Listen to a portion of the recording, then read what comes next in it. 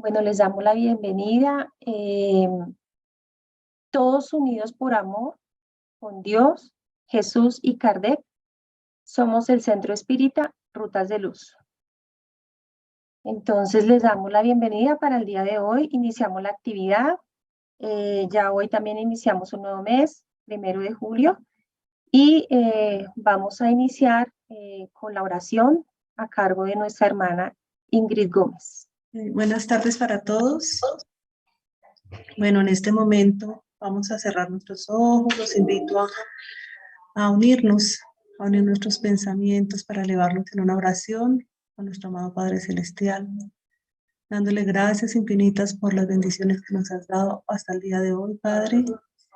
Ponemos este tiempo y este momento en tu presencia, Señor, agradeciéndote infinitamente, rogándote, oh Dios, que tu presencia esté siempre en nuestras vidas, pidiéndote, Señor, que en este momento nos envuelvas a todos en vibraciones de paz, de armonía, nos permitas abrir nuestra mente, nuestro entendimiento para las enseñanzas y aprendizajes del día de hoy, y sobre todo la disposición y la buena voluntad para ponerlas en práctica.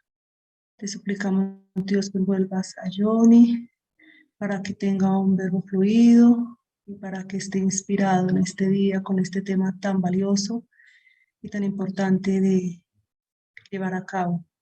Hoy te rogamos, Dios, por todos aquellos que están pasando por situaciones difíciles de salud, que están sufriendo, que claman, que gimen, que no encuentran respuesta, Señor, para que sepan que tú, el buen Jesús, es el camino, la verdad y la vida, y que tú, Señor, siempre estás con todos, que nada nos falta y que tú siempre nos fortaleces y nos muestras el camino, Señor. Te agradecemos por este tiempo, Dios, y te rogamos, oh Padre Santo, que se haga tu perfecta voluntad y que así sea. Bueno, que así sea. Muchas gracias. Entonces, a continuación, les presentamos a nuestro hermano Johnny Pérez, quien es la persona que se encargará el día de hoy de la conferencia. El hermano Johnny es administrador de profesión, tiene un magíster en gestión financiera, es miembro activo del Centro Espírita Rutas de Luz y es coordinador del Departamento Financiero de Administración y Finanzas del mismo.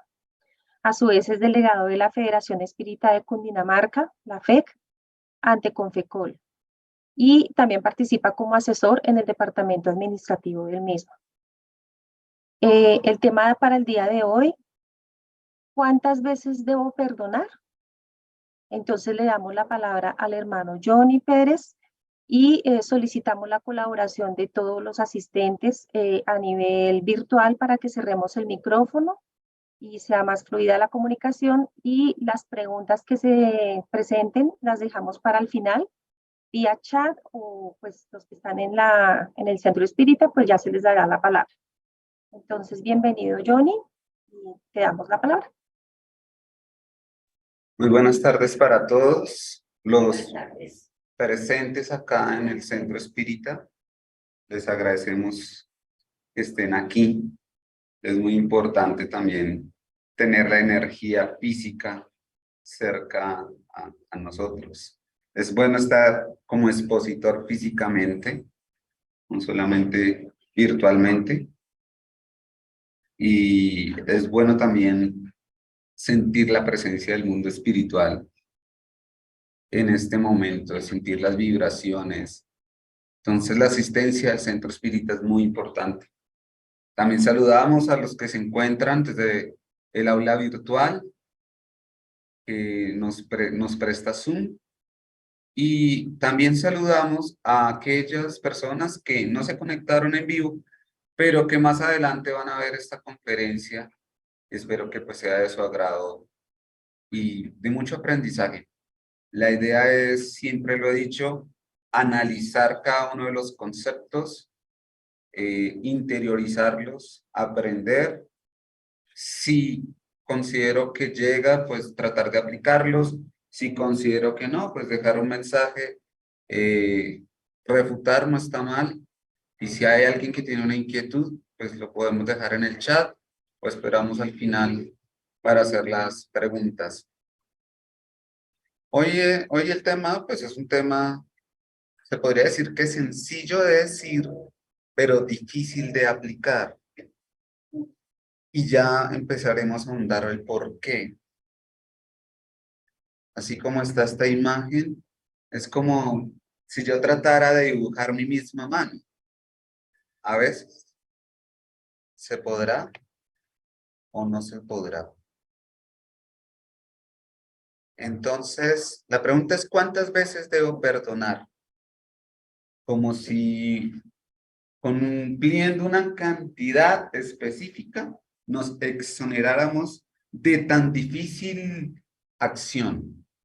Porque el verbo perdonar es una acción muy difícil de realizar, sobre todo cuando hay heridas. Mohandas Karamchand Gandhi tuvo la oportunidad de decir que si un único hombre consigue la más elevada calidad de amor, esto sería suficiente para neutralizar el odio de millones. Tengo la oportunidad de traer unos pensamientos de Gandhi, porque hay que dar ejemplo, no solo es decirlo, sino el ejemplo. Y Gandhi dice, no es que nunca me enfade, lo que pasa es que no le doy curso libre a mi enfado. Para suprimir todo impulso de cólera me esfuerzo en cultivar la paciencia y la verdad, que es generalmente, pues lo consigo. Me esfuerzo en controlar mi cólera apenas se hace sentir dentro de mí. Sería inútil preguntarme cómo lo hago. Se trata de un hábito que todos tienen que cultivar y adquirir a fuerza de constancia.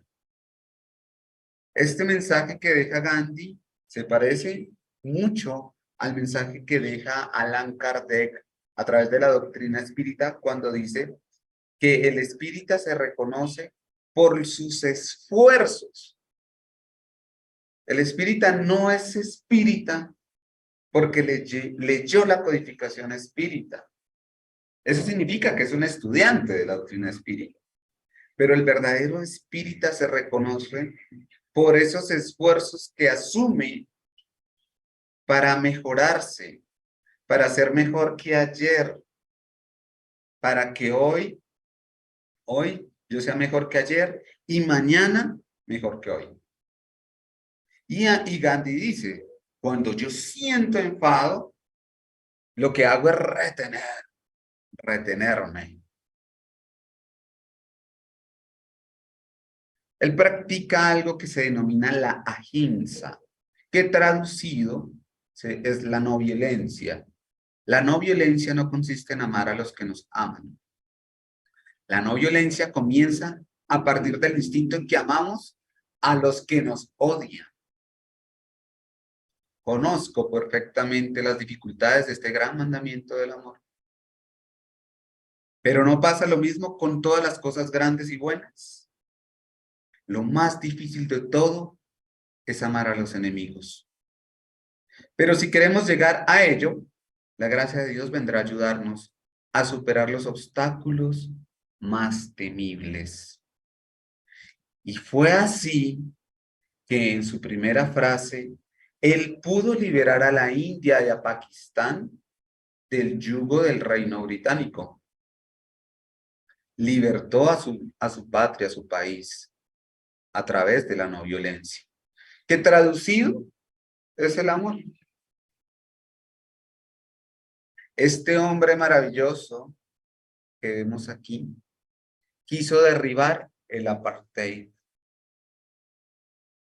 Dejó estos mensajes: nadie nace odiando a otra persona por el color de su piel o su origen o su religión.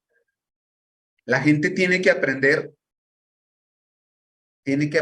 a odiar, y si ellos pueden aprender a odiar, también se les puede enseñar a amar. Nelson Mandela, un hombre que con sus grandes esfuerzos, duró 27 años en la cárcel, logró libertar a su país. Son seres que han tenido que pasar con grandes dificultades y han dejado ejemplo. Hablamos que en contrario a lo que es el amor o a lo que es el perdón, se encuentra la violencia. Y la violencia es el resultado de nuestro instinto de conservación de la vida. Luchamos desde que siempre se ha conocido, luchamos para sobrevivir. Y esa herencia está perfectamente demostrada en la antropología, cuando en la fase primitiva teníamos 3 instintos primarios. El de nutrición. Tenemos que luchar para poder alimentarnos. El de reproducción. Teníamos que reproducirnos. Y el de defensa. Porque llegaban las fieras y las fieras nos iban a atacar. Y si nosotros no nos protegíamos, pues nos íbamos a morir. Lo que sucede es que se extrapoló y ese instinto de defensa nos trajo algo que se llama el miedo. El miedo es instintivo. Es la primera emoción de la criatura humana, de acuerdo con los psicólogos. Y por primera vez este hombre primario, el Homo erectus, experimentó miedo para poder percatarse de la diversidad de las fieras, del ambiente hostil, de las condiciones climáticas. Tenía que sentir miedo para que la adrenalina lo llenara y lo pusiera a correr y se defendiera. Y después tenía que demostrar que también era una fiera que podía defenderse. Y se llegó la ira. Porque delante del peligro el individuo es tomado del miedo y experimenta esa reacción fisiológica. Las glándulas suprarrenales descargan en la corriente sanguínea la sustancia de la adrenalina. Y de inmediato viene la ira, el deseo de defenderse. Pero no de defenderse esperando el golpe, de atacar.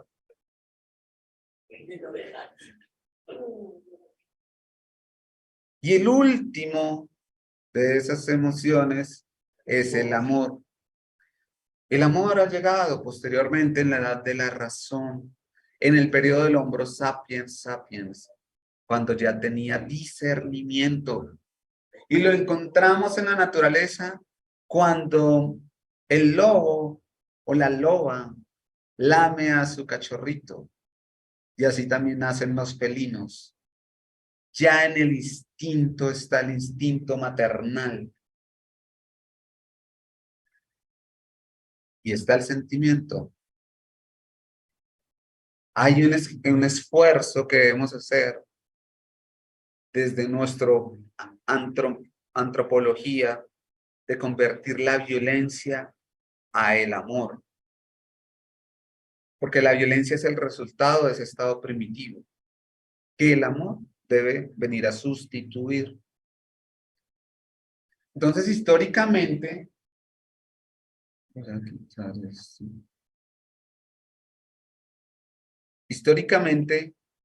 la primera persona que habló del amor en una manifestación superior fue Jesús. Y eso lo encontramos con varias personas que han investigado, sobre todo el gran historiador Ernesto Renan, que nos dejó un legado, un libro que se llama Vida de Jesús. Jesús fue un hombre extraordinario. No fue Dios, pero sí fue un hombre extraordinario que dejó un gran mensaje.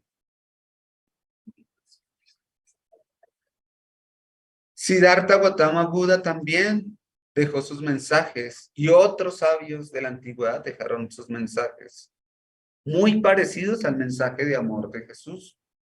Buda dice, no lastimes a los demás con lo que te causa dolor a ti mismo. Muy parecido al de Jesús, no quieras a los otros lo que no quieras para ti mismo. Y todo lo que te molesta de otros seres es solo una proyección de lo que no has resuelto de ti mismo. O sea que lo que te molesta de los demás es porque lo tienes tú. Sea amable con todos, ten compasión por todos los seres, ricos y pobres por igual. Cada uno tiene su sufrimiento. Algunos sufren demasiado, otros demasiado poco. Dijo Jesús en Mateo 22:37, amarás al Señor tu Dios con todo tu corazón y con toda tu alma y con toda tu mente. Este es el gran mensaje que nos deja Jesús.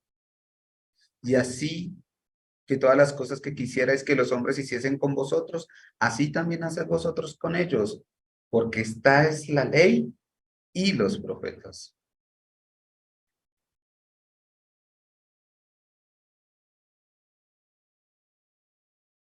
Posteriormente, ya va a ser 2 siglos casi, apareció Carlos Gustav Jung y nos deja un pensamiento psicológico, nos deja unos grandes mensajes. Sobre todo estos dice, todo lo que nos irrita de los demás puede llevar a comprendernos a nosotros mismos.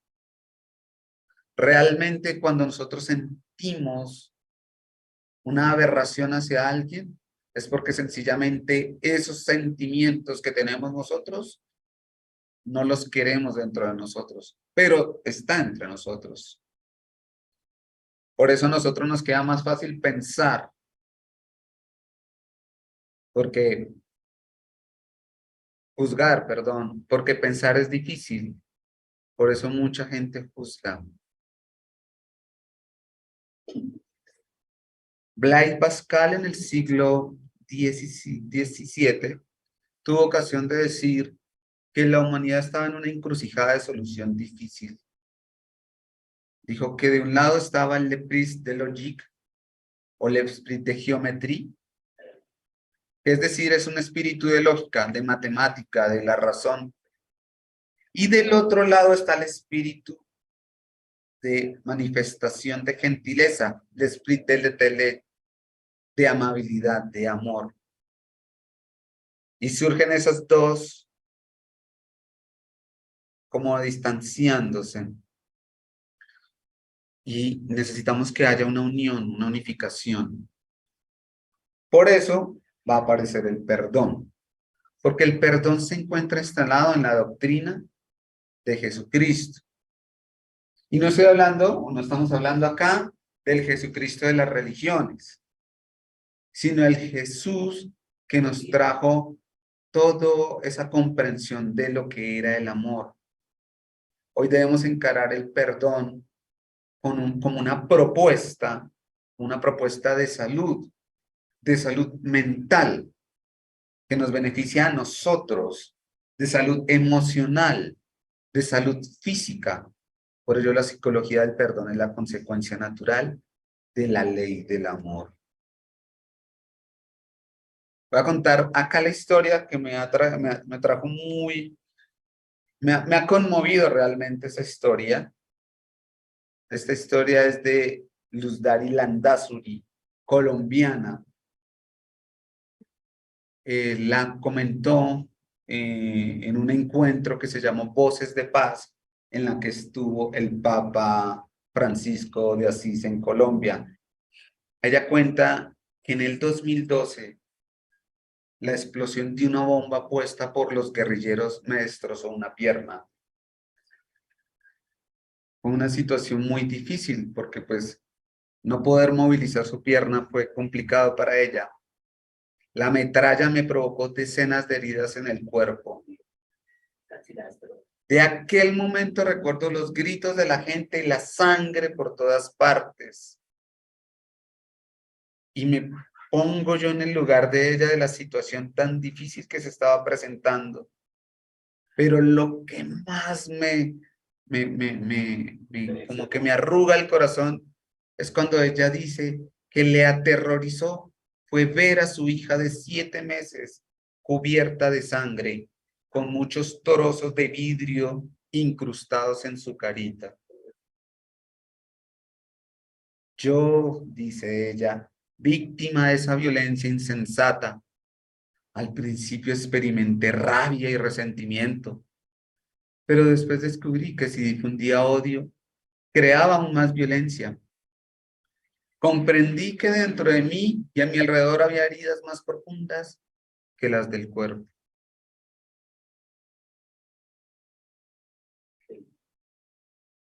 Comprendí que muchas víctimas necesitaban descubrir, tal como yo lo hice, y a través de mí, que tampoco para ellos está bien, esto había terminado y que no se puede vivir de resentimiento. De este modo empecé a ayudarles. Estudié para enseñar a prevenir los accidentes causados por los millones de minas diseminadas en nuestro territorio. Agradezco a Jesús y a su madre por haber descubierto que enjugar las lágrimas de los demás no es tiempo perdido, sino la mejor medicina para curarse a uno mismo. Esta mujer deja sus muletas, porque tuvo que andar con muletas un tiempo, no para llenarse de rencor contra los que le hirieron, sino para ponerse a trabajar, para ayudar a otros que estaban resentidos y llenos de dolor, porque también habían sufrido los horrores de esta guerra, una guerra de más de 50 años que ha vivido Colombia. Y personas como ella son ejemplo de que todos podemos conseguir la paz en nuestro país, de que se puede trabajar por la paz, que no debemos llenarnos de resentimiento, porque si nosotros seguimos con resentimientos, odios, eso lo que hace es generarnos dolor, y ese dolor es el que no nos deja tener la vida en paz. La vida en paz de este país, porque vivimos entre grupos al margen de la ley que tienen sed de venganza y otros por partidos políticos que quieren nuevamente no perdonar. Ese resentimiento es el que no nos lleva a conseguir una verdadera paz, una paz total. No políticamente, porque la paz está en cada uno de nosotros. ¿De qué me sirve a mí ver la guerra ya en la parte rural cuando nosotros somos agresivos en la calle? Si somos agresivos cuando subimos al transporte público y nos quitan el puesto y nos disgustamos, o si nos tocan y nos rozan, nos disgustamos, o si nos dicen algo, nos disgustamos. Si no tenemos tolerancia, es lo que más necesitamos nosotros. Ese es el trabajo que debemos hacer.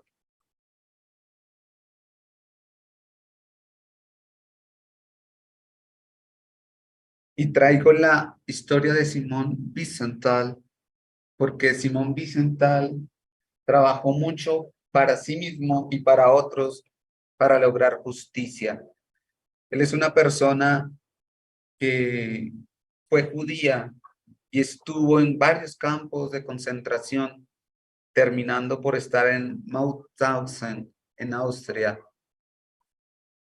Y en cierta ocasión, en los trabajos que le correspondían, le propuso una enfermera que fuera a ayudar a cuidar a unos enfermos.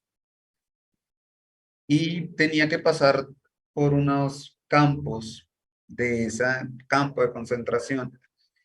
Y en el camino encontró un cementerio. Y el cementerio era de soldados nazistas, de las tropas de la SS. Eran los criminales que mataban a los judíos. Y esos campos muy bonitos estaban llenos de girasoles. Por eso, posteriormente, cuando va a escribir su autobiografía, él le pondrá el nombre de Sunflower, que significa el girasol. Y en su epitafio dice sobre las posibilidades y los límites del perdón, en homenaje a aquellos girasoles. Y tiene una reflexión muy curiosa, y su reflexión es esta: para estos que son criminales, girasoles, y para nosotros que somos las víctimas, una bala, el horno crematorio y nada más. ¿Será justa la vida?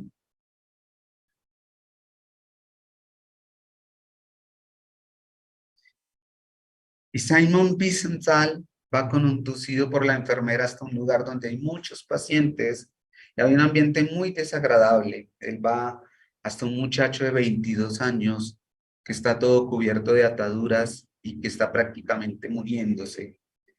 La enfermera le obliga a sentarse y le pregunta, alto. Alguien le pregunta alto y le pregunta, ¿eres judío? Sí, soy judío. El muchacho entonces, que tiene dificultad de hablar, intenta alcanzar la mano y apretándole le pregunta por segunda vez, ¿eres judío? Sí, soy judío. Allí estaba su enemigo y el muchacho comienza con mucha dificultad a narrar su propia vida. Ese muchacho se llama Mikkel Karg. Dice, yo he nacido en una aldea alemana, en un hogar cristiano. Mi madre era muy cristiana y mi padre también. Por lo tanto, nosotros seguíamos a un judío. Cuando yo cumplí 15 años, escuché un discurso por primera vez de Adolf Hitler en Nördlingen. Y ese discurso que se pronunció a los jóvenes que pertenecían a la juventud me atrajo. Mi madre sí me había advertido que tuviera cuidado porque él conseguía hipnotizarnos. Su discurso era poderoso.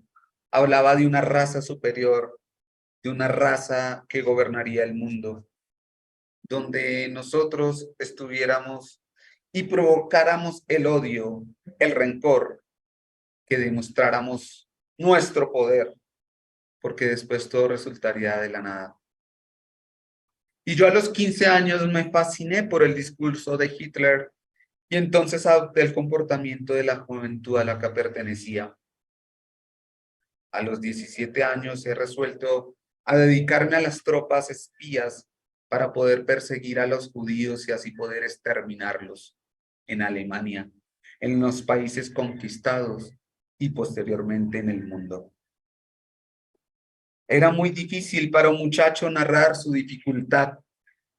Lloraba, estaba cubierto con el rostro cubierto de ataduras, resultado de un balazo que le alcanzó a la cara.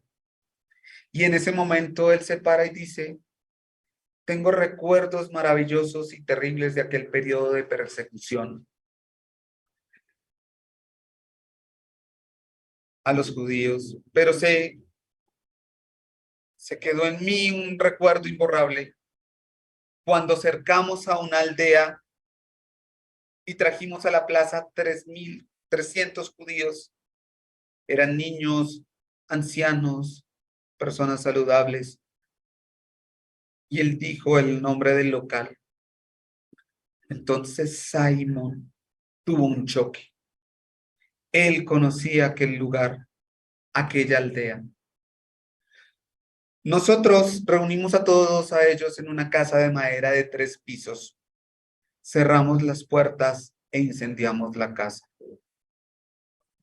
Y entonces nos quedamos cerca para impedir que cualquiera llegara a huir, tirándose por las ventanas, y a medida que las llamas iban devorando las tablas, consumiendo la casa, veíamos que ellos se transformaban en antorchas vivas y subían cada vez más en una tentativa de liberar las llamaradas. Súbitamente la parte superior, he visto un hombre que tenía un niño en sus brazos, lo abrazaba y estaban las llamas quemándome las ropas y él se tiró en el vacío y con un rifle le quité la vida. De inmediato una mujer surgió, debería ser la esposa, la madre del niño, y también ahora devorada por las llamas, se tiró y alguien le quitó la vida. Pero algo sucedió en ese momento.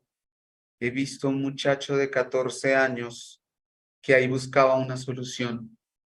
Las llamas estaban destruyendo todo, los gritos, el desespero de aquella gente muriéndose, el olor de la carne quemada, cuando súbitamente él me miró de arriba y pude ver sus ojos como dos estrellas, y mirándome, él se tiró en el aire y le maté. Se cayó y acompañé el cuerpo quemándose delante de mí. A partir de este momento nunca más fui el mismo. Simon se levantaba, se alejó un poco de este hombre, intentó apartar las muestras de las heridas y sintió una repugnancia. Experimentó un sentimiento de rencor profundo por este bandido que se complacía en matar, por el placer de matar, sin juzgamientos, como si fueran nada, personas, criaturas humanas. Él intentó librarse la mano, pero éste le aseguró con más fuerza. Y el muchacho le preguntó: yo tengo que hacer esta confusión, porque la figura de aquel hombre, Jesús, ha retornado a mi pensamiento y estoy muriéndome. Quiero dejar mis pertenencias, que eran pocas, sus medallas, su sueldo. Y Simon no le dijo nada. No le dijo una palabra. No conseguía hablar. Tenía un nudo en la garganta. Sentía que no podía pronunciar ninguna palabra. Entonces el muchacho abrió un poco más los ojos. Estaban nublados de lágrimas y con la sangre. Y él le preguntó con la voz terrible: ¿usted es capaz de perdonarme? ¿De perdonarnos a nosotros que hemos intentado destruir su raza? Entonces Simon Wiesenthal miró al muchacho y no le dijo una palabra. La palabra no salía. Posteriormente, después de la guerra, cuando los americanos liberaron este campo de terror, Simon recompuso la vida y se quedó con la imagen del muchacho. Y fue a buscar la aldea donde él había nacido y encontró todavía a su madre. Le habló que había estado con su hijo en el momento de la muerte. Y ella, como toda madre, decía: era tan bueno mi hijo. Dígame, ¿no era bueno mi hijo? ¿No era un muchacho dedicado al bien?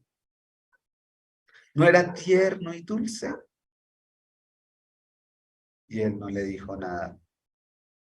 Se mantuvo.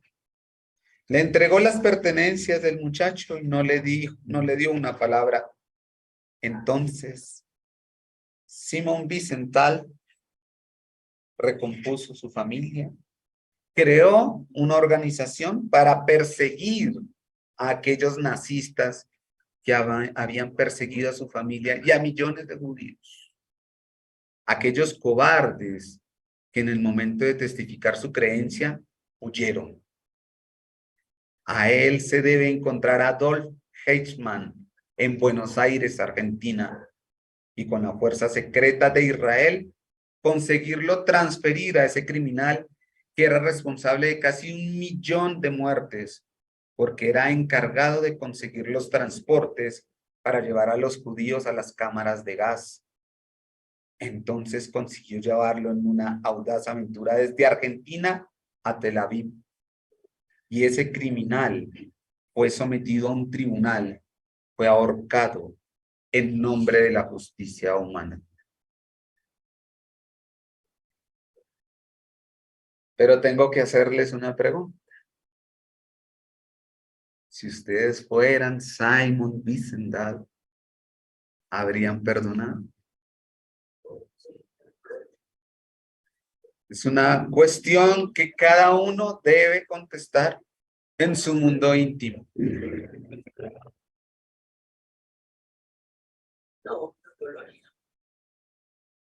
El perdón realmente no debe ser para el infractor, sino para la víctima. Yo sí perdono. ¿Por qué? Porque fue tan atroz que no quiero vivir con eso ni que nadie lo repita. Por eso perdono. El cuerpo no entiende si el recuerdo que está teniendo es ahora o es de hace años. Y por eso se calienta, se concentra la sangre, se activa el sistema simpático. Y usted sabe que el parasimpático sí sabe, pero el sistema simpático se activa y él no sabe si es un tigre que me está atacando y por eso se siente tanta rabia y tanta euforia, o si es una cosa de muchísimos años, lo que me está activando a través de un recuerdo, y entonces viene tanta enfermedad.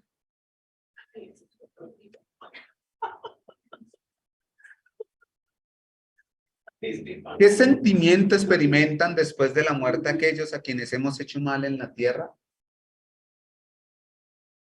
Si son buenos, perdonarán según vuestro arrepentimiento.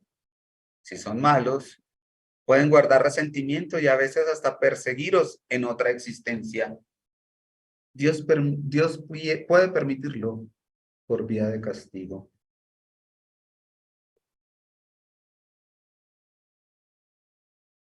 Y para ejemplo, Misioneros de la Luz y El alma de la materia, libro de Marlene Nobre, hablan de un encuentro durante un sueño. El instructor Alexandre consiguió el cambio de actitud de Adelino, que extendió la mano a Segismundo, perdonándolo con sinceridad. ¿Por qué?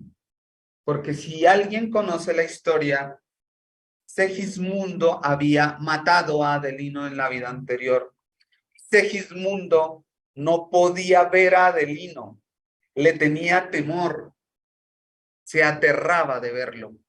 Y eso generaba que cuando Segismundo fuera a encarnar, en esta ocasión como hijo de Adelino, porque iba a ser el hijo para que hubiese el perdón del padre al hijo y hubiera la reconciliación. Gran ejemplo, porque no sabemos si mi padre, mi madre, mis hermanos ha sido el enemistoso de mis vidas anteriores. Pero era tan difícil poder hacer el proceso reencarnatorio porque la vibración no permitía, que se vieron necesitados de que Segismundo y Adelino se pusieran en paz. Entonces Segismundo lo perdonó. Y ahí se vio el efecto benéfico del perdón en el propio organismo perispiritual de Adelino, que se mostró iluminado después de la ruptura, de arriba abajo, de aquello que se podría llamar pesadas nubes. Pesadas nubes es cuando uno está cargado energéticamente, o acumulaciones de energía negativa, producidos por el resentimiento.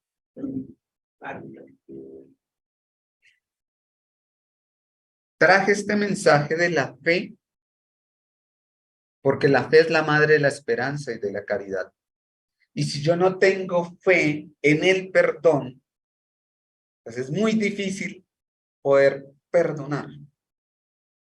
Por eso la fe es la base de la regeneración. Es imprescindible, por lo tanto, que esa base sea firme y duradera. Porque si una mínima duda le hace vacilar, ¿qué será del edificio que construiréis encima de ella? Erigid, pues, ese edificio sobre cimientos inamovibles. Que vuestra fe sea más fuerte que los sofismas y las burlas de los incrédulos, porque la fe que no desafía el ridículo de los hombres no es una fe verdadera. Hay que tener fe. En Viaje Espírita de 1862, Allan Kardec deja un mensaje a los espíritas practicantes o verdaderos espíritas. ¿Qué perceptúa de esa moral? Dice: amaos los unos a los otros, perdonad a vuestros enemigos. No tengáis ira, ni rencor, ni animosidad, ni envidia, ni orgullo, ni egoísmo. Sed severos con vosotros mismos e indulgentes para con los demás. Tales deben ser los sentimientos del verdadero espírita, de aquel que se atiene al fondo y no a la forma, del que coloca el espíritu por encima de la materia. Este puede tener enemigos, mas no es enemigo de nadie, puesto que no desea el mal de persona alguna, sea quien fuere, y con mayor razón tampoco procura hacer mal a ninguno. Y es que hay un ejemplo, una historia indígena, dicen que el perdón, el odio, perdón, o el rencor, es como una brasa que uno coge, una brasa ardiendo, y la tiene fuertemente y no la quiere soltar. Eso es el resentimiento. Ese es el resentimiento.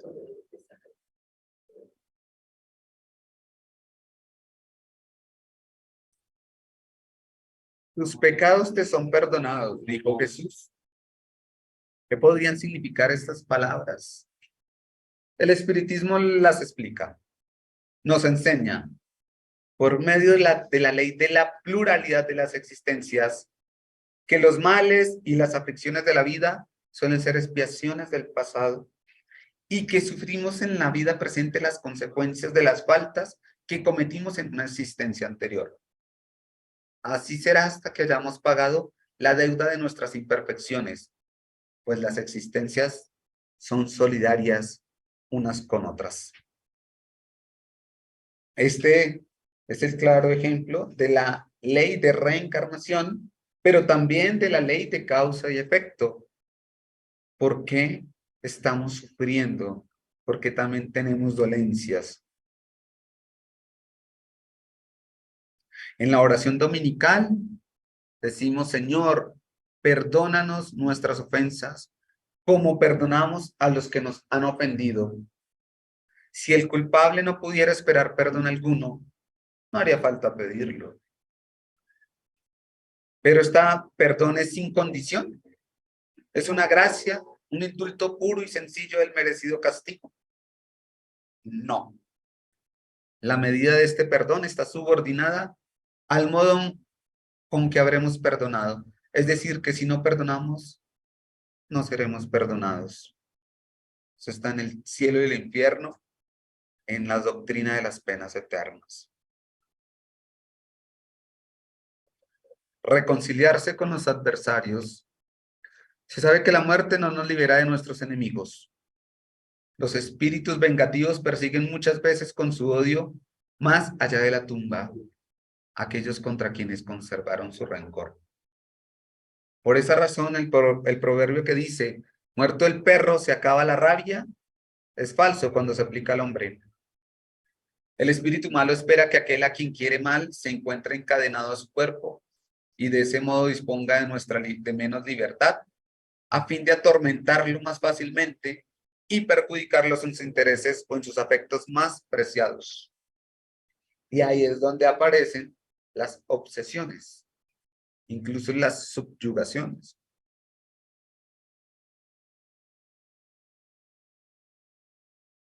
En el cielo y el infierno nos habla del Código Penal de la vida futura y nos da un punto muy importante. El arrepentimiento es el primer paso hacia la mejora, pero no es suficiente. Son precisas aún la expiación y la reparación. Arrepentimiento, expiación y reparación son las tres condiciones necesarias para borrar las huellas de una falta y sus consecuencias.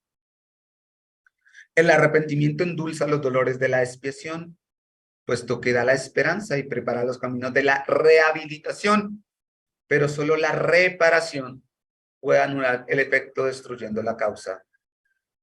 El perdón es una gracia y no una anulación. Luego, el hecho de que nosotros perdonamos no le va a facilitar al que cometió el delito de que solucionó el borrón y cuenta nueva. Pero para nosotros el perdón sí es una gracia. Para nosotros el beneficio es para el que perdona. Claro que el que adquiere perdón siente un alivio. pero debe reparar.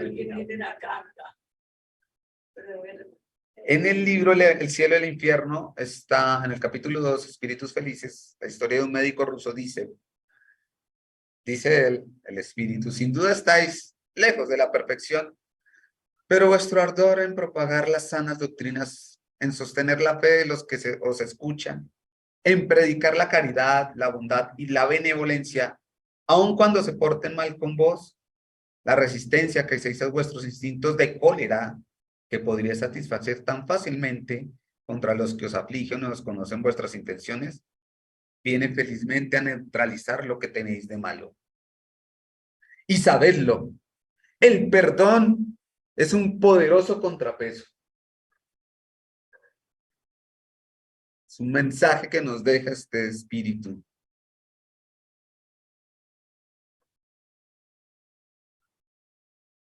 En el Evangelio hablamos, en el Evangelio según el Espiritismo, hablamos de la misericordia en el capítulo 10. Dice, la misericordia es el complemento de la mansedumbre, porque el que no es misericordioso no puede ser manso ni pacífico. La misericordia consiste en el olvido y el perdón de las ofensas. El odio y el rencor denotan un alma sin elevación ni grandeza. El olvido de las ofensas es propio del alma elevada, que está más allá del alcance de los golpes que se pretenda lanzar sobre ella. Una siempre está ansiosa. Su susceptibilidad es sombría y desbordante de hiel. La otra, serena, plena de mansedumbre y caridad. Pero uno se pregunta, ¿será que es posible olvidar las ofensas? Entonces eso es una cuestión de memoria, porque la memoria uno no la puede quitar. Uno no puede quitarse la memoria y borrar como en el computador un archivo y eliminarlo, porque es tóxico. Uno no puede, porque la memoria está. Borrar la memoria no se puede. Pero lo que vamos es al ejercicio de que en el momento que se recuerde, sea anecdotario, no genere rencor, no genere rabia, no genere odio, no genere rencillas, como esas personas que recuerdan, mi abuelita, que nos hacía esto y que nos hacía lo otro. Y las personas le dicen, uy, sí, su abuelita, duro lo que le decía a su abuelita. Y la hace por allá otra vez vuelve, y mi abuelita, me acordé, y me hizo esto, mi abuelita. Y ya la persona, sí, su abuelita. Sí. Y vuelve otra vez, pasa el tiempo, y vuelve y recuerda la historia de la abuelita que le hizo daño. Y es que mi abuelita. Entonces ya la otra persona le dice, pero ya es su abuelita, pero eso ya pasó hace mucho tiempo. Pero es que me acuerdo y me da rabia. Me da rabia. Porque se murió la abuelita. Y pasó el tiempo después de muerta la abuelita. Y se volvió a acordar. Y mi abuelita me hizo. Pero su abuelita ya está muerta. Sí, pero me hizo daño. Me hizo daño mi abuelita. Entonces, pues no perdonado, tiene obviamente la memoria, pero realmente cuando se habla del perdón y el olvido es el olvido de sentir ese rencor, el sentimiento de rabia, de impulsos inferiores. Es muy diferente cuando yo recuerde a mi abuelita, y a mi abuelita, pobrecita, cometió errores. Como todos perdonamos, como yo perdono a mi abuelita, como todos nos equivocamos, porque yo también me equivoco. Como en la oración dominical, perdona nuestras ofensas, como nosotros también perdonamos a los que nos ofenden, pero que sea real. ¿Cuál es el sacrificio más agradable a Dios? El sacrificio más agradable al Señor es el que el hombre hace de su propio resentimiento. Que antes de presentarse ante Él, para ser perdonado es preciso que haya perdonado a Él mismo y que haya reparado el daño que ha podido causar a sus hermanos. Ese es el gran sacrificio. ¿Se quiere ser sano de una enfermedad? ¿Quiere ser sano de sentimientos difíciles? Perdón. Perdónese a sí mismo primero. Deje de echarse culpas. Hay espíritas que dicen, ¿qué habré hecho en las vidas anteriores? No se recuerda y menos mal el olvido del pasado. Y todavía sigue echándose culpas. Hay que corregir, hay que mejorar. ¿Nos equivocamos? Sí, todos. Pero nos tenemos que perdonar a nosotros mismos.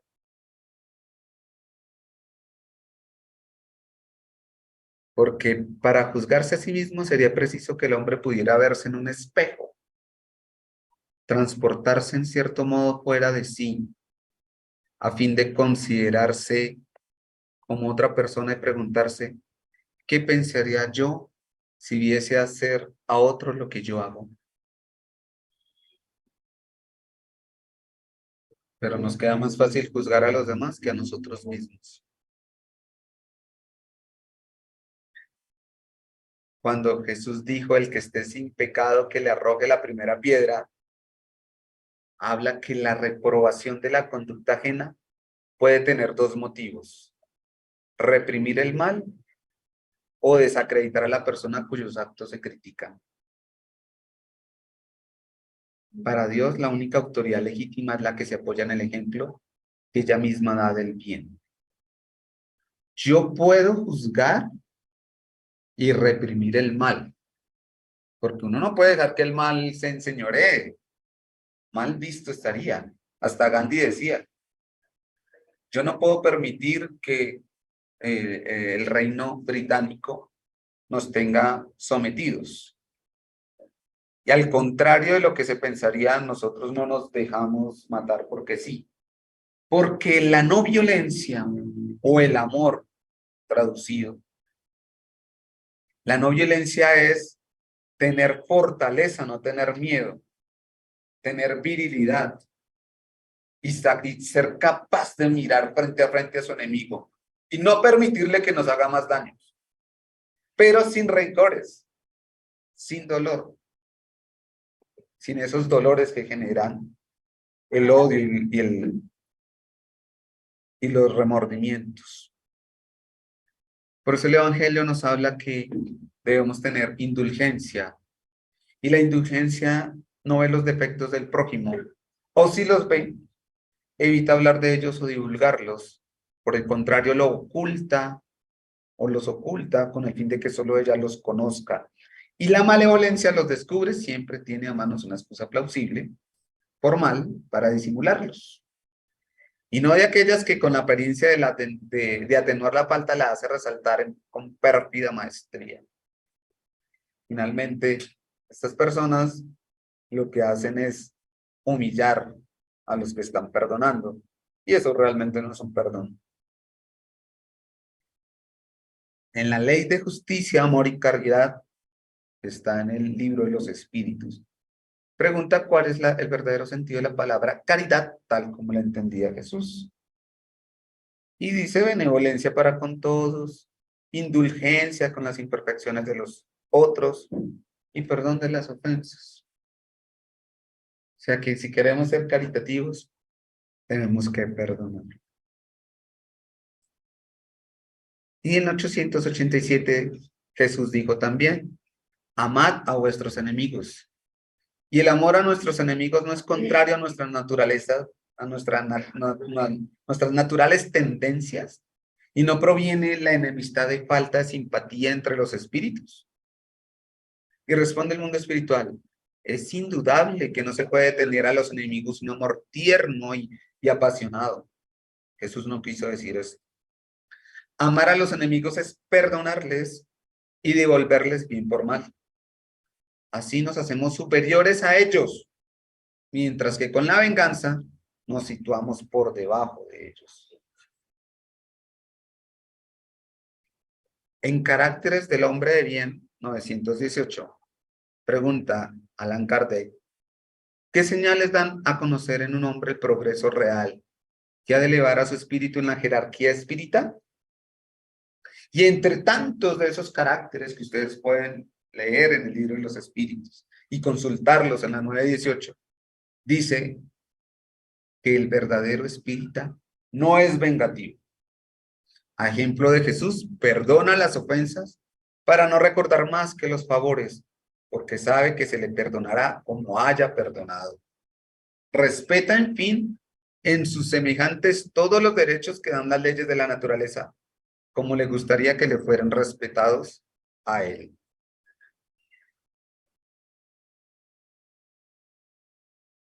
Y en el Evangelio, según el Espíritu, ya para terminar, ¿cuántas veces perdonaré a mi hermano? Para contestar la pregunta inicial. Lo perdonarás, no 7 veces, sino 70 veces 7 veces. Perdonarás, pero sin límites.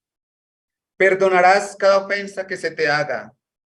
Enseñarás a tus hermanos ese olvido de sí mismo que hace al hombre invulnerable contra el ataque.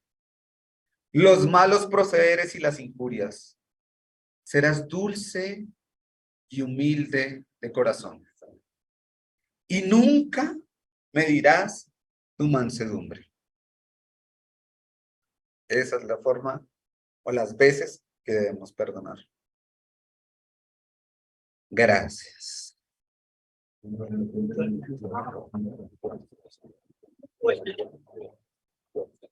Bueno, muchas gracias, Johnny. Muy bonita conferencia. No sé si de pronto en la sala, en presencia, hay alguna persona con dudas, porque la verdad en el chat no veo ninguna pregunta. La pregunta sería para todos. Si fuéramos Simon Silverstein, ¿nosotros perdonaríamos a ese muchacho de 22 años enfermo que le sostiene la mano y le sostiene y no lo deja sacar? Y le dice, ¿usted me perdona?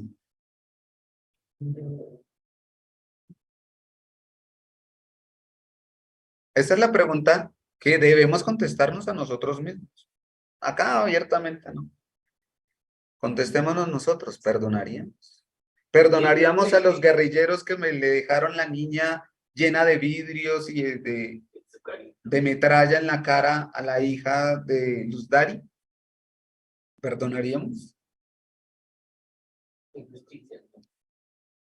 O sencillamente perdonaríamos a la persona que nos codea en el transporte público porque tuvo un mal día y se quiere desquitar con nosotros. Cada uno tiene que responder esa pregunta dentro de sí mismo.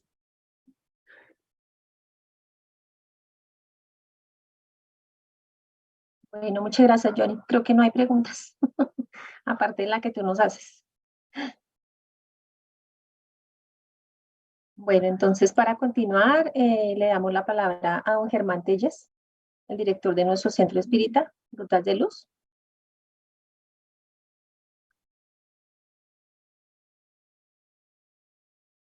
Ahora sí. No lo perdones. Es que es difícil, la verdad. Pero... Aquí está el micrófono. Ahí de... Ay, no. Buenas tardes para quienes están en la plataforma e igualmente para quienes están aquí en la sala virtual. Permítanme, con sinceridad, extenderle a Johnny un reconocimiento, no por la conferencia común y corriente, sino por su magistral conferencia, Johnny. Permítame darle un abrazo. Gracias.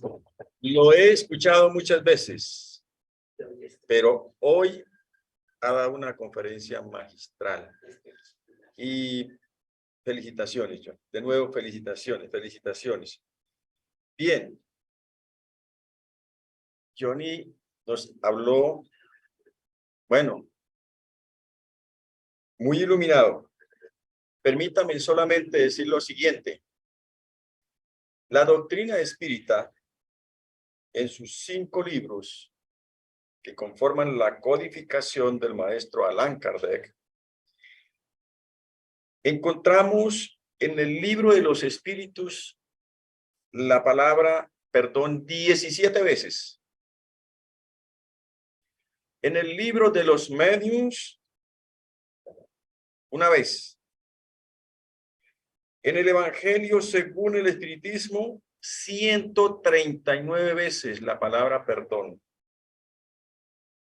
En el libro El cielo y el infierno, 67 veces. En la Génesis, 14 veces.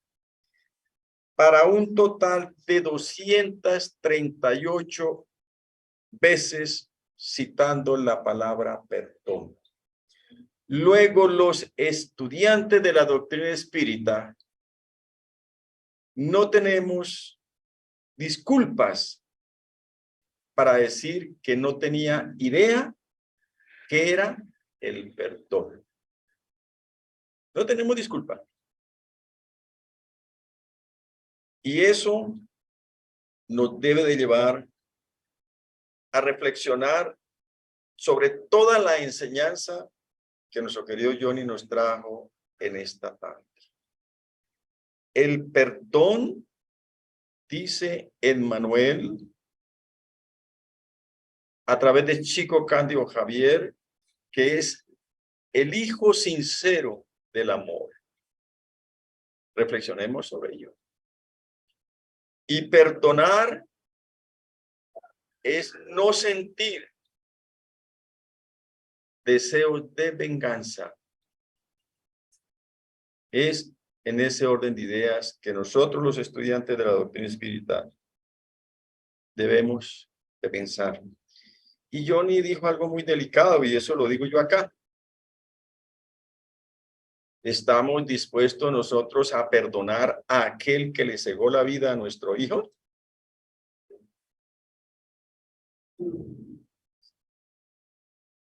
Pues permítame, con mucho respeto hacia todos, decir lo siguiente. Hace 24 años, un sábado, aquí se iba a hablar sobre la desencarnación. Y sí, efectivamente vinieron y constataron quienes estuvieron aquí que sí existía la desencarnación, porque en el centro espírita se estaba realizando las exequias de Divaldo Telles Velasco, que le habían cegado la vida, que es mi hijo.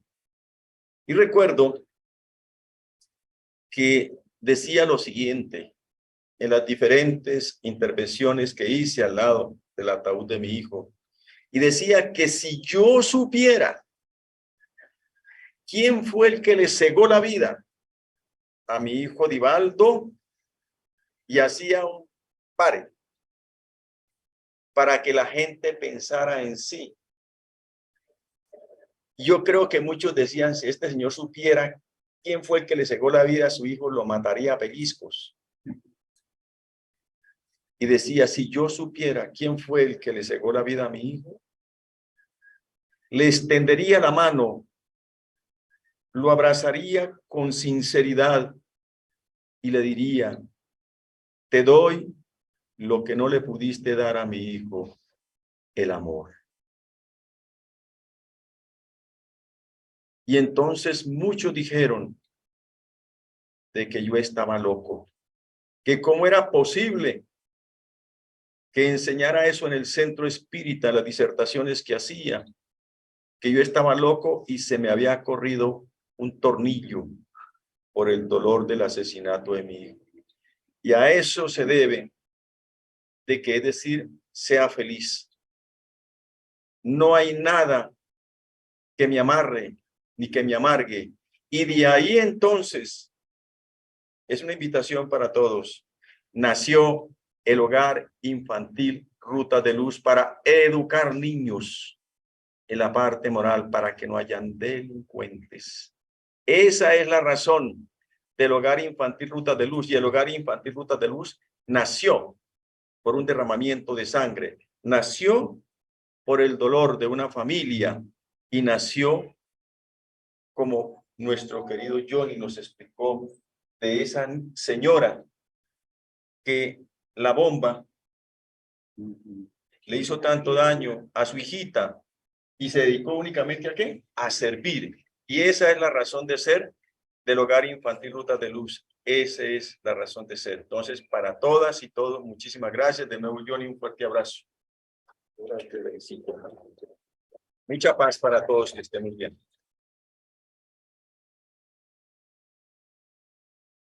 Bueno, muchas gracias, Johnny, nuevamente.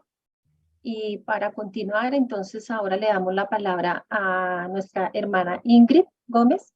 Ella nos va a compartir de la lectura del Evangelio según el Espiritismo del capítulo 7, Bienaventurados los pobres de espíritu, el ítem 11 al 12, el orgullo y la humildad.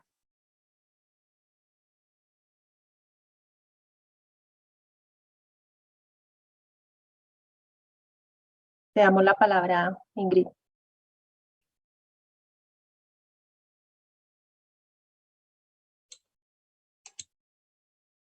Bueno, listo. Buenas tardes nuevamente.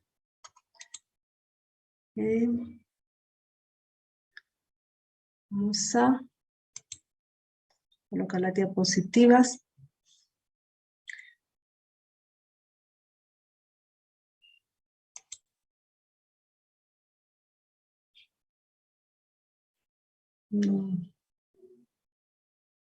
Ya. Listo. Bueno, entonces, el tema de hoy, bienaventurados, es del capítulo 7, bienaventurados los pobres de espíritu. El tema, el orgullo y la humildad. Ítems 11 y 12. Aparte es instrucciones de los espíritus. Entonces, de antemano les comento, es bastante largo. Por tanto, les sugiero que lo lean en casa porque solamente traje una parte pequeña, pero el hecho que sea tan largo nos deja ver cómo el mundo espiritual que nos asiste y nos ayuda busca todas las formas de explicarnos, de mostrarnos, de hacernos ver la importancia de despojarnos del orgullo y de investirnos y de desarrollar la virtud de la humildad. Entonces, dice, la paz del Señor sea con vosotros, queridos amigos. Vengo a infundiros valor para que sigáis en el camino del bien. A los pobres de espíritu que en otras épocas han habitado en la tierra, Dios les confía la misión de esclareceros. Bendito sea Él por la gracia que nos concede de poder contribuir a vuestro perfeccionamiento. Ese es el mundo espiritual como nos asiste y nos ayuda trayéndonos mensajes para esclarecernos, para llamarnos a la reflexión, incluso para exhortarnos en la importancia de ser virtuosos desde poner en práctica la humildad. Dice, la humildad es una virtud muy postergada entre vosotros. Los grandes ejemplos que se os han dado no son tenidos en cuenta como correspondería. Sin embargo, sin humildad, ¿podéis ser caritativos para con el prójimo? Oh, no, porque ese sentimiento nivela a los hombres. Les dice que son hermanos, que deben ayudarse mutuamente y los conduce al bien. Sin la humildad, os adornáis con vestiduras que no tenéis, como si os pusierais un vestido para ocultar las deformidades de vuestro cuerpo. Entonces vemos cómo nos dice que si nosotros no somos, o sea, podéis ser caritativos para con el prójimo, darnos cuenta que al ser caritativos con el otro estamos poniéndonos de igual a igual con el otro. Y eso nos hace ser humildes, no creernos más que los demás, no pensar que porque tenemos X o Y capacidad o cualidades, estamos por encima del otro.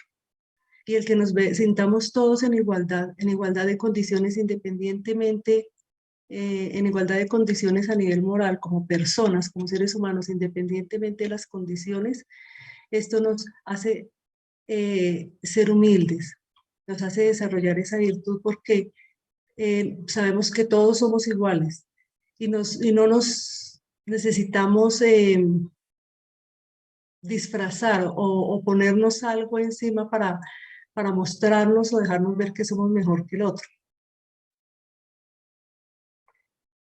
Dice, acordaos de aquel que nos salvó, recordad su humildad, que lo hizo tan grande y lo elevó por encima de los profetas.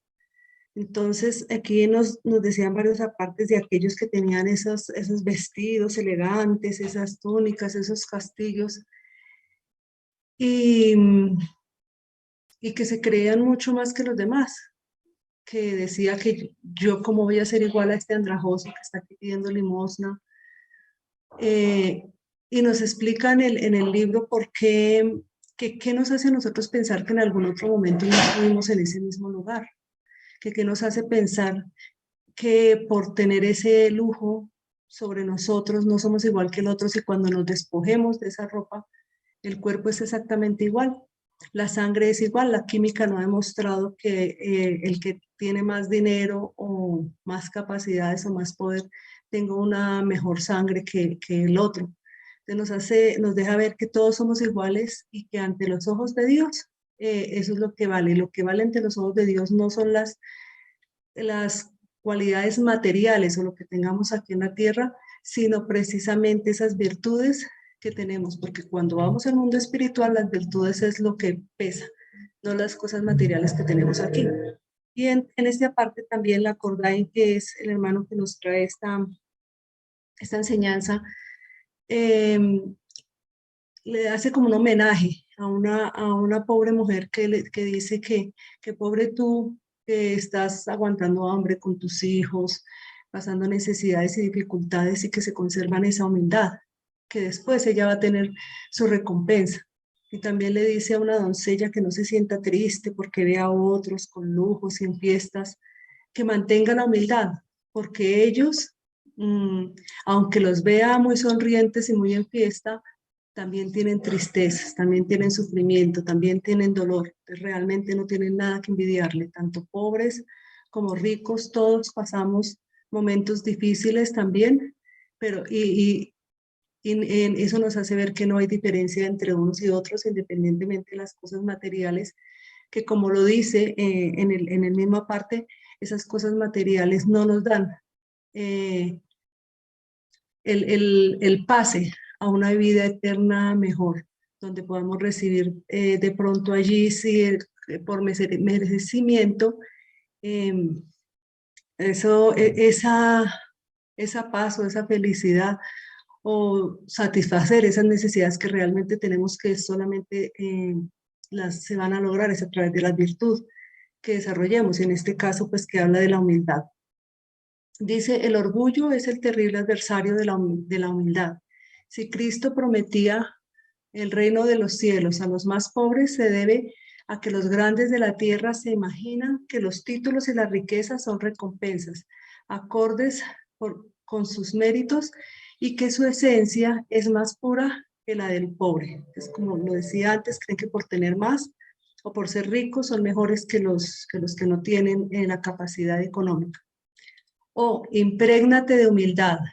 Pon finalmente la mirada en la realidad de las cosas de este mundo, en lo que da lugar al enaltecimiento o a la humillación en el otro. Piensa que la muerte no te respetará, como tampoco respetará a los demás hombres. Que los títulos no te preservarán de su ataque, que ella puede herirte mañana, hoy o en cualquier momento. Y si te encierras en tu orgullo, cómo te compadezco, porque serás digno de piedad. Es como también aquí muestra que la muerte igual llega a todos, independientemente de lo que se tenga, llega a todos, y pues todos tendremos que estar allí delante de Dios, y no hay ningún título o nada que se haya conseguido desde lo material aquí en la tierra, pues les va a servir para ganar un puesto o un mejor lugar allí en el mundo espiritual. Dice, orgullosos que eres antes de ser nobles y poderosos, es posible que estuvieses por debajo del último de vuestros criados.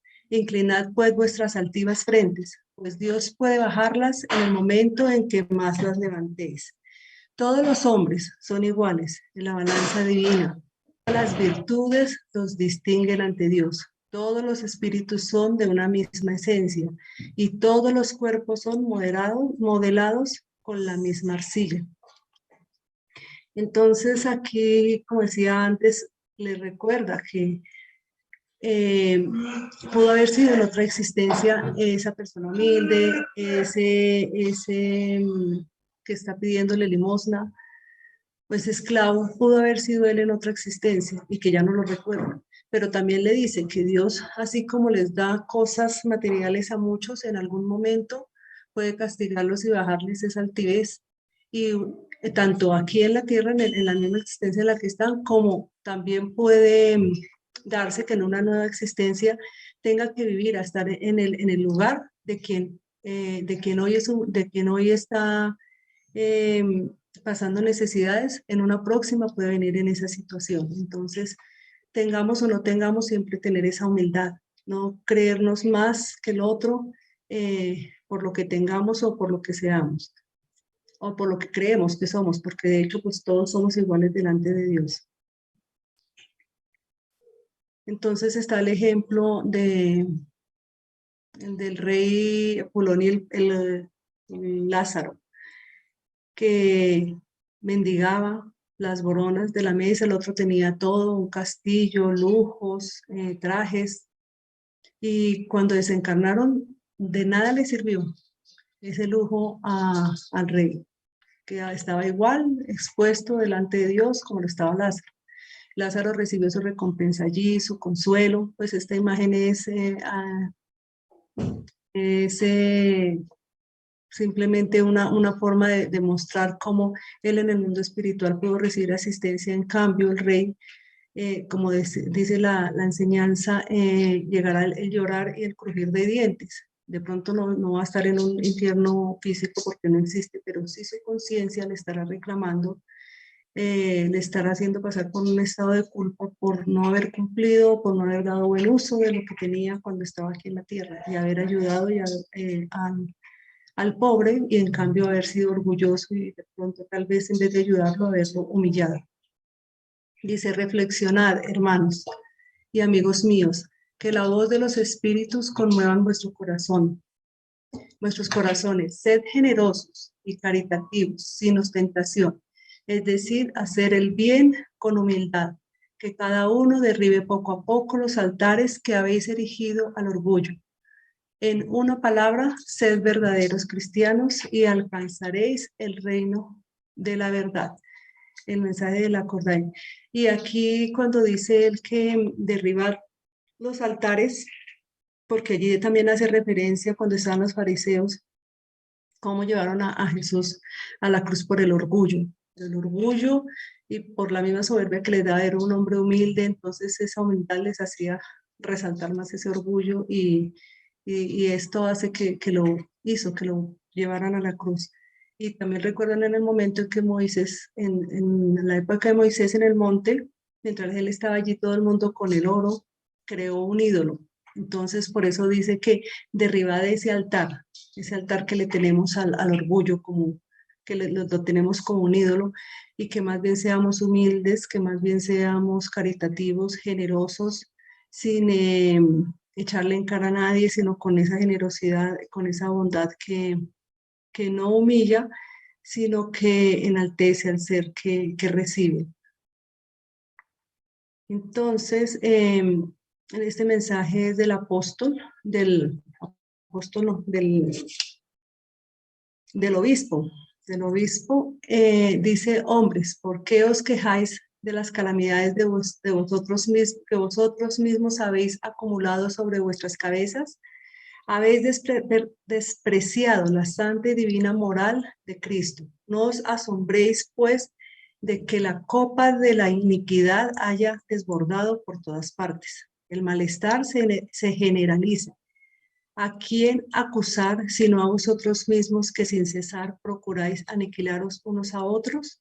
No podéis ser felices si falta la mutua benevolencia. Pero ¿cómo puede la benevolencia coexistir con el orgullo? Aquí nos hacen ver como nosotros somos los que con nuestro propio comportamiento hemos creado este ambiente hostil, este mundo difícil donde hay tanto orgullo, tanto egoísmo, tanta envidia y que a veces decimos, uy, pero este mundo como está de caótico, pues nosotros de una u otra forma lo hemos creado. Todos hemos puesto una semilla, grande o pequeña, para que ese orgullo se enaltezca y se ponga por encima de las virtudes, que es lo que de verdad debemos desarrollar. Dice el orgullo, ahí está el origen de todos vuestros males. Aplicaos, pues, a destruirlo. Si no queréis ver perpetuadas sus funestas consecuencias, disponéis de un solo medio para hacerlo, pero que es infalible, ley que habéis rechazado. Adoptad como regla invariable de vuestra conducta la ley de Cristo, o falseado en su interpretación. Entonces nos invita a seguir las enseñanzas de Jesús, la ley de amor, a seguir el ejemplo que Él siempre nos dio a través de sus actos, su bondad, su humildad, su sencillez. En ningún momento tenía lujos y en ningún momento fue orgulloso o déspota, sino siempre esa humildad delante de todos, por igual, con todos, por todos y para todos siempre el trato fue igual. Muy distinto sería, si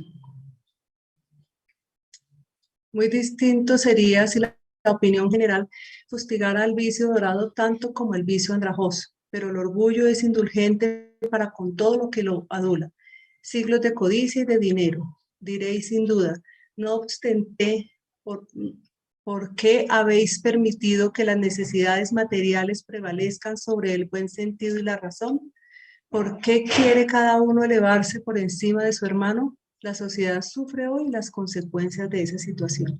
Aquí nos habla de cómo cuando vemos una persona sencilla y humilde, trabajadora, pues nos es indiferente. Llega una persona así con mucha opulencia, mostrando lujos, mal portada, como que le rendimos pleitesía, como que le aplaudimos todo lo que hace. Entonces dice, pues si uno nunca le hace ver a la persona que está mal, pues qué necesidad tiene de bajarse de ese orgullo en el que se ha subido. Y en cambio, si menospreciamos al que obra bien.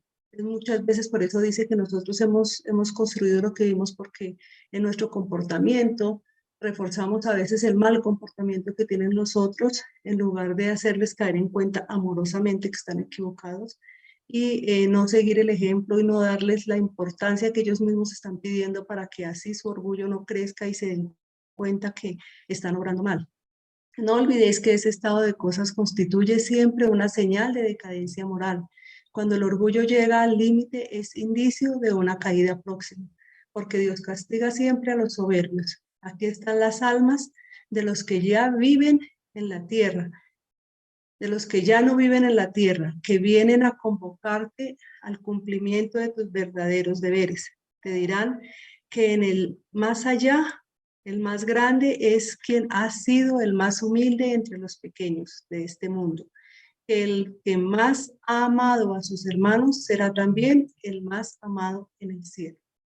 Entonces, aquí como decía antes, muchas personas pueden estar arriba y en algún momento Dios permite que tengan una caída para que reconozcan que no son infalibles, que también así como están arriba pueden estar abajo, y la humildad prevalezca en ellos antes que el orgullo.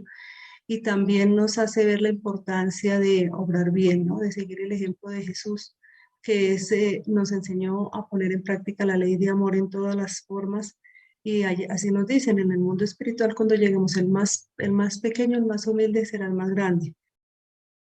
Dice que los poderosos de la tierra, si abusaron de la autoridad, se verán obligados a obedecer a sus servidores, que en definitiva la caridad y la humildad, esas hermanas que siempre van tomadas de la mano, son los títulos más eficaces para obtener gracia ante el Eterno. Este mensaje de Adolfo, obispo de Argel, Mande 1862. Entonces, a poner en práctica la caridad, la humildad y a despojarnos del orgullo, que es lo que Jesús vino a enseñarnos.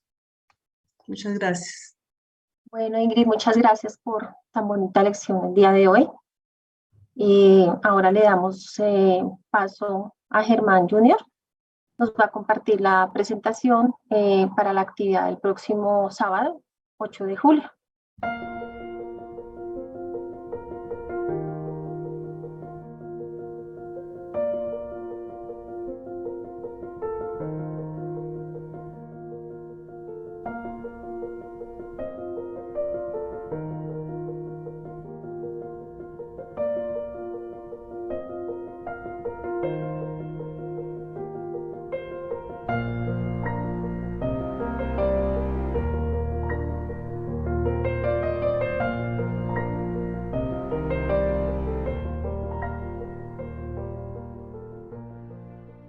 Bueno, ahora le damos la palabra nuevamente a nuestra hermana Ingrid para la oración de cierre del día de hoy. Bueno, entonces, nuevamente, unidos de pensamiento, cerramos nuestros ojos, le agradecemos al Padre Celestial por este día, por estas bendiciones que nos ha traído en este momento. Suplicamos que toque nuestro corazón con su mano sanadora y nos permita liberarnos de tanto orgullo, de tanta soberbia, de tanto dolor, del resentimiento que no nos permite perdonar y ser libres.